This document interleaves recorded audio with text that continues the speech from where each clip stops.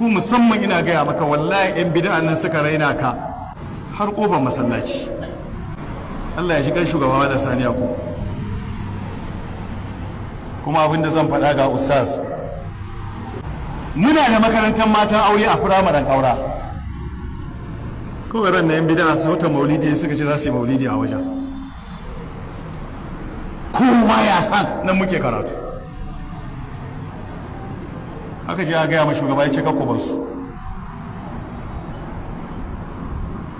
Suka latsa suka ga jini sai suka je Kudus.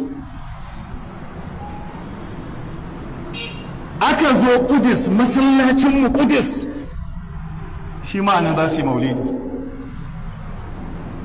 Suka yi abin da duk suka iya yi, wannan ne ta haifa mana rigimar yi kambari.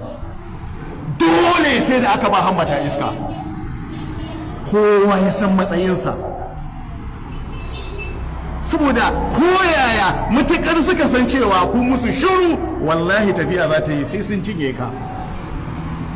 Isa ga cikin abin da ke sa bid'a ta yadu inda muka wuto shine malamai sai shiru. Saboda in ka kalla duk waɗannan yamutsin wallahi mu muka ja. Ku zo mu fara mu dunkule a anguwa mana. Mu karantar da sunna a masallatai mu ba ma tsoron kowa. Mu karantar da tauhidi ba ma shayin kowa. Na san masallacin da mai karatu shi ma irin wannan maganin yana yi sati mai zuwa aka ce an dakatar da shi. Shi yasa masallacin duk ga'inan sun mutu, duk malamin ba su da kima irin na da. Na rantse maka da Allah, kiman ka darajanka wannan addini haka sai na Umar ya faɗa. Mu kaskantattu ne, Allah ya ɗaga mu da wannan addinin. Duk sanda ka je yin neman girma ba ta addinin ba, wallahi kaskanci zaka dauko. Bunsuru ne zai je barbara ya dawo da ciki, kaga abu ya lalace ko ba haka ba?